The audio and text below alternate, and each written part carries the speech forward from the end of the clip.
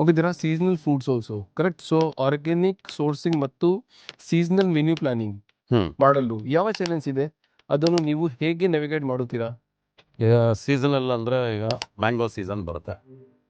Mango ಸೀಸನಲ್ಲಿ ಈಗ ನಮ್ಮದೇ ಫಾರ್ಮ್ ಇರೋದ್ರಿಂದ ನಮಗೆ ಸೀಸನ್ ಅದೇ ಹೇಳ್ತಾ ಇರುತ್ತೆ ನಮಗೆ, ಈಗ ಈ ಸೀಸನ್ ಇದೆ, ಈ ಫ್ರೂಟ್ಸ್ ಕೊಡ್ತಾ ಇದೆ ಅಂತ.